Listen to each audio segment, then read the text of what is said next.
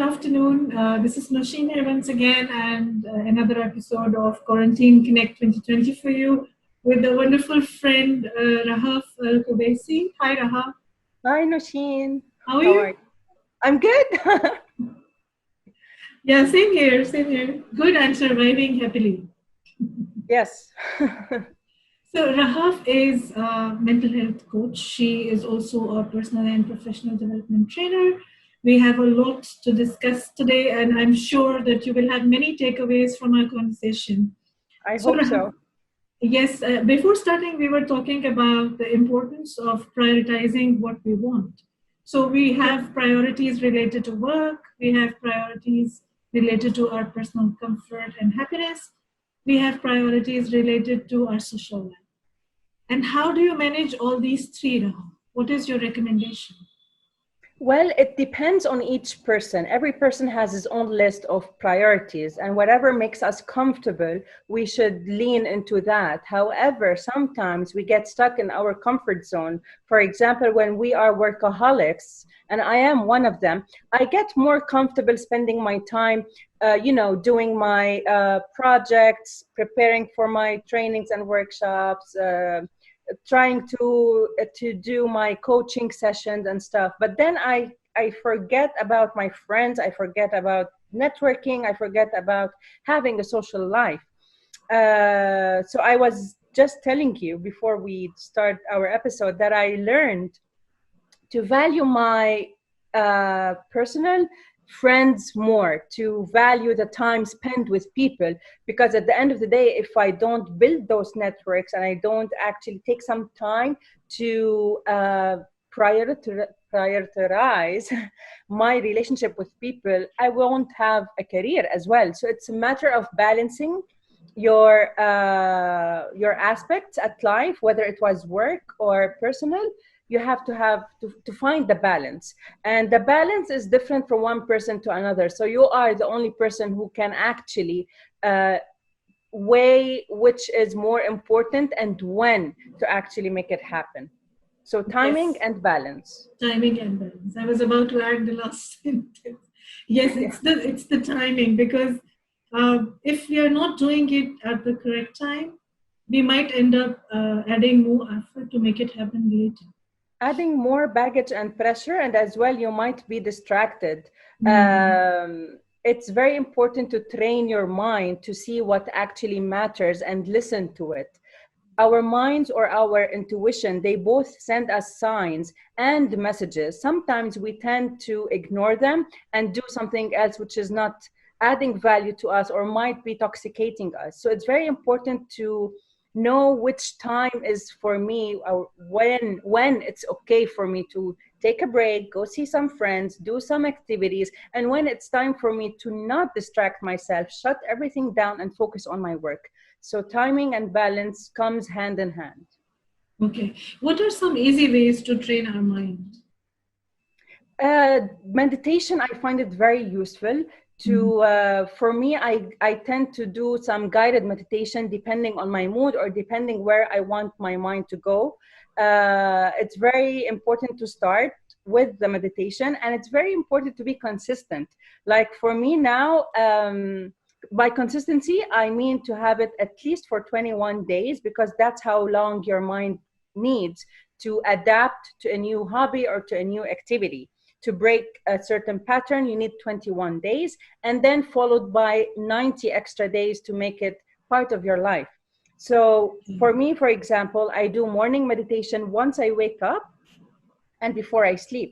And that way, I'm sending my mind messages on the things I wanted to focus on. For example, if I want to, today's theme is about self-care. If I want to value myself more and try to make it easy for myself to adapt to these self-care activities, I choose meditation on that topic, and I send those messages through positive affirmations.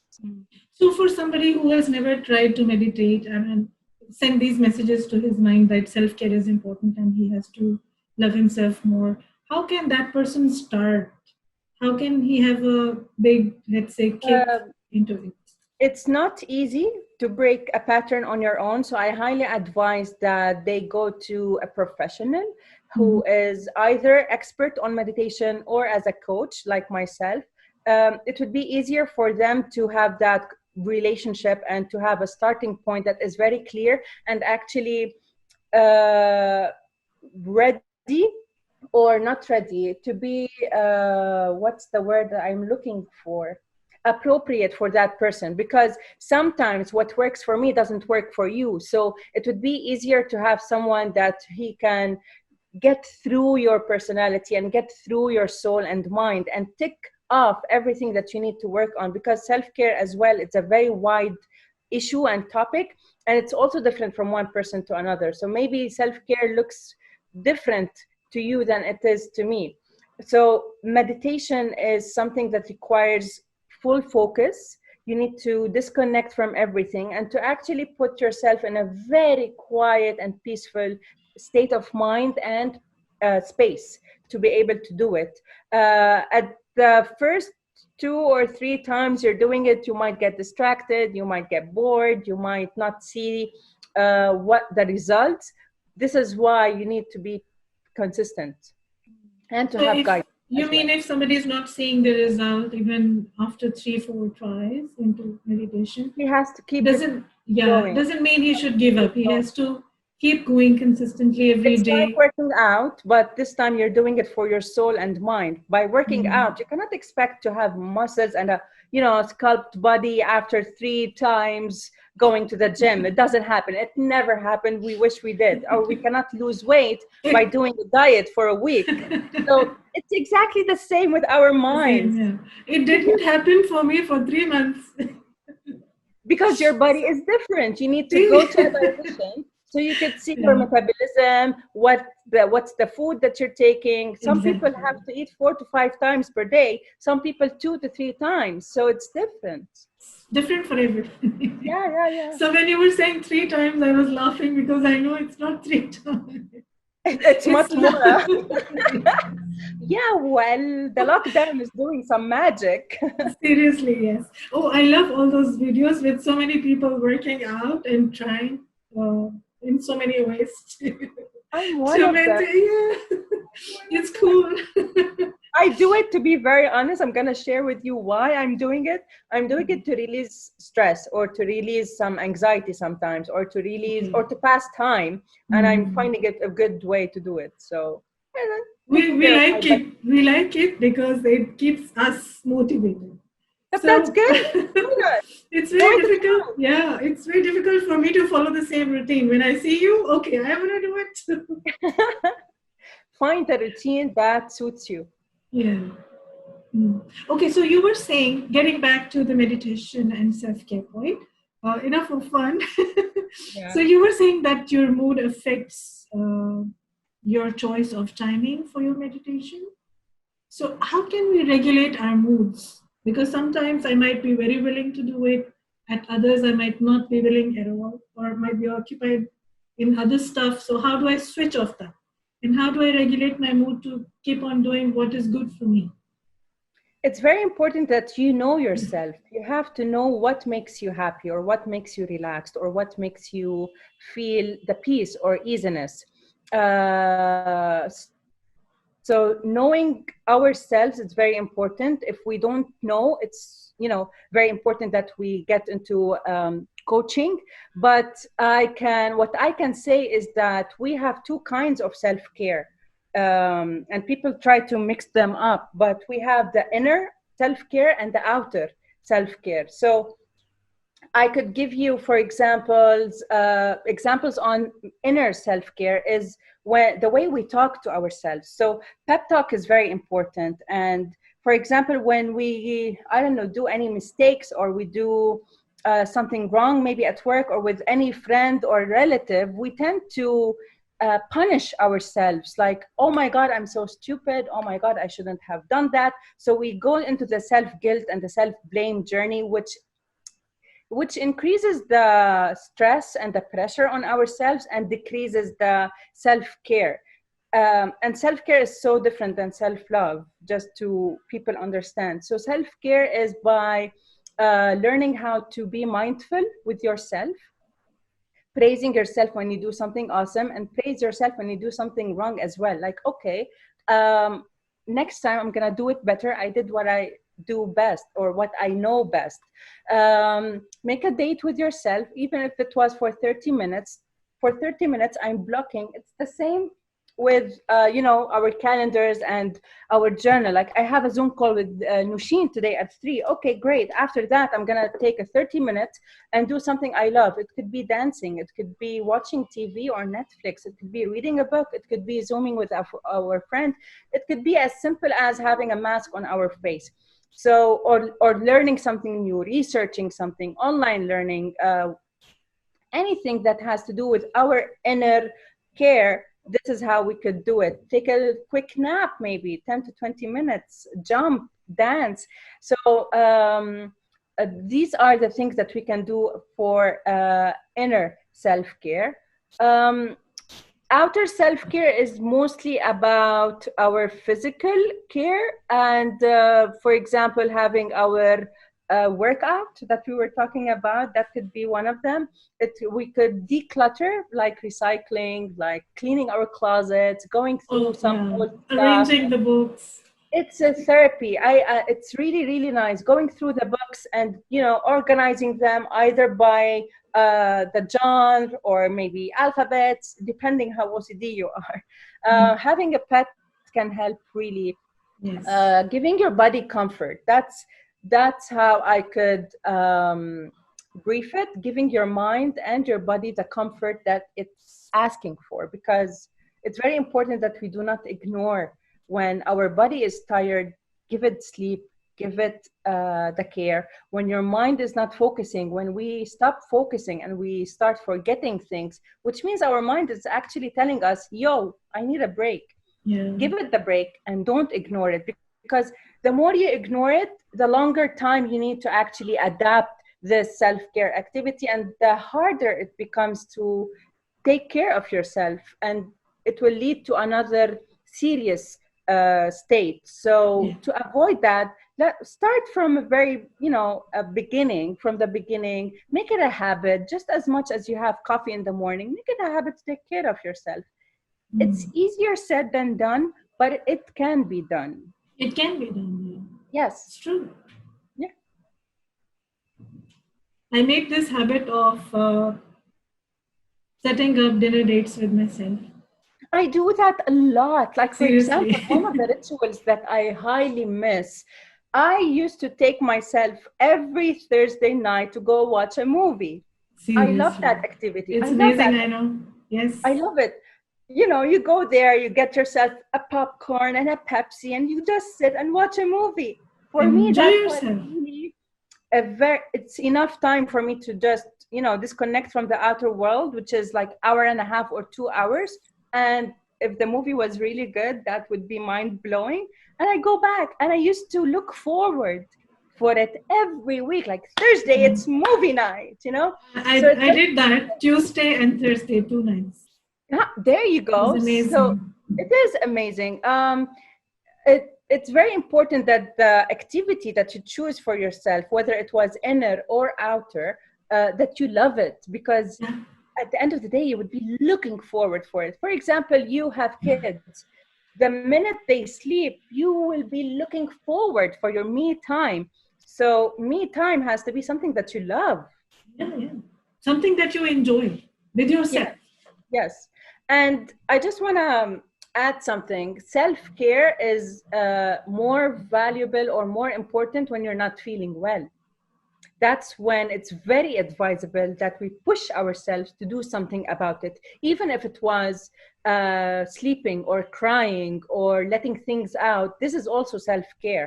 It doesn't have to always be something active, but it has to be something that you do not carry baggage, you do not pressure yourself more, and you do not let it go or just ignore it. Even if it was one of the ways that I like it about self-care: when you're feeling down, talk to someone, write Yes, it down, definitely. shift your minds from what is worrying you to where you want to go, or okay, how can we solve it. These kind of practices, or mind games, I call them mind games, is very important. For example, now we are at home and we're not allowed to go out. So what bothers me is some people are perceiving this as we are locked inside the house. We're not locked. We're actually safe inside the house. Yeah. And we're getting to know ourselves, how we are spending our time alone. It's what you make out of it. And we have a lot of free time all to ourselves. A lot of free time. And surprisingly, Nousheen, my days end at 8 p.m., 9 p.m. and 8 p.m., 9 p.m. I would sit on the couch and I was like, wow, that was a very active day. Because you have to be creative, you have to be productive, and productive is not only work related. No, it's also self-care related. By doing this yoga, meditation, Zoom meetings. Maybe trying a new recipe. Of course. I was asking yesterday everybody if somebody has a new great recipe they tried. Yeah. Definitely. Having a bubble bath, trying out a new lotion, dressing up at home. Come on. So this is our time. This is our time. This is us. Whatever makes you happy, just do it. Don't say, I don't have time for that. Just replace it with, how can I make time for that? Okay, so what do I have? Okay, I could add 30 minutes to do this activity.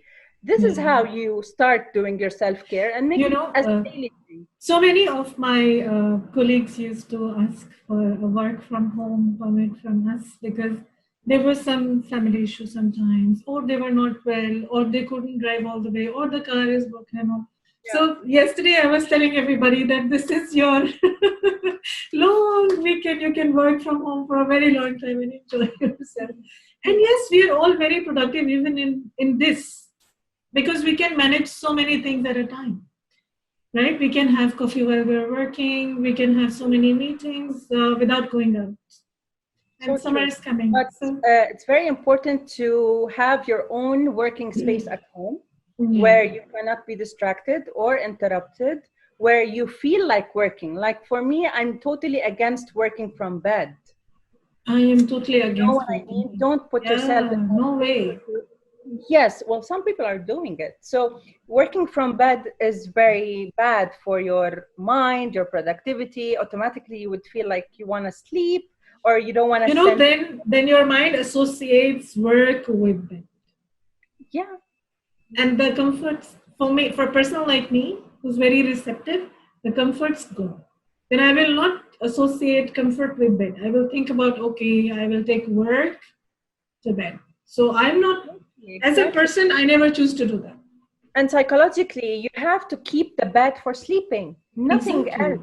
Don't work on your bed. Don't reading a book, fine, before bed is fine, but don't do other activities. Don't eat on your bed. Don't do anything not related to sleeping on bed, because psychologically your mind will start relating other activities to bed. So when you actually want to sleep, you won't be able to sleep. Exactly. And the anxiety. It builds anxiety. Exactly. Anxiety, insomnia, stress, depression sometimes. And that is exact opposite of self-care, because once you need to rest your body, you won't be able to do that, because your mind thinks that this bed, we could do whatever we want except sleep. So you will not be having the sleep that you deserve. Exactly. So yes, self-discipline is very important. True. So what else? Yeah, that's what I'm thinking now. You talked about dressing up. So how do you select your dresses? And well, it depends on my mood. This is how I pick up my outfits. For example, yesterday I had on my calendar that I was supposed to go for drinks with my friends, and I was like, oh, good times. I'm missing it. So I was like, okay, so let's think, what would I wear if I was really going out with friends for a drink?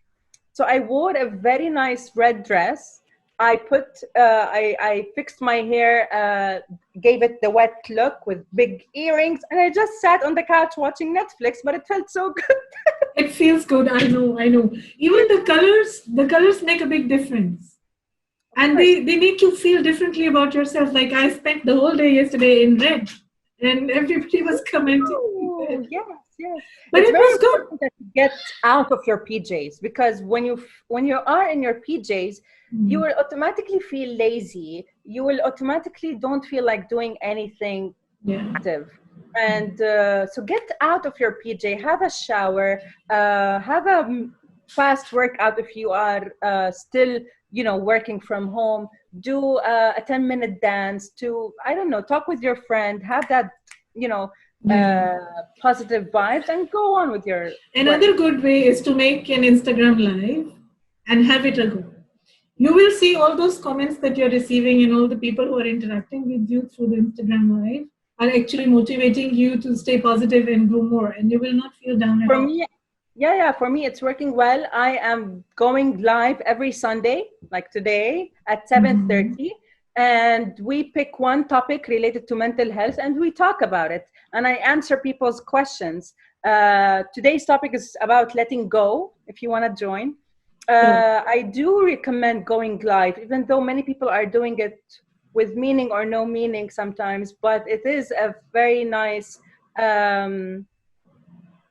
Connecting with people, because when you're It sitting at is. home, for me, I live alone, so it's very important for me to stay connected with people and my friends, and talk to someone. So, and that is one of the very good ways to do it, either Zoom meetings or going live on Instagram. It's really good. Yeah, yeah. Going live is a lot of fun.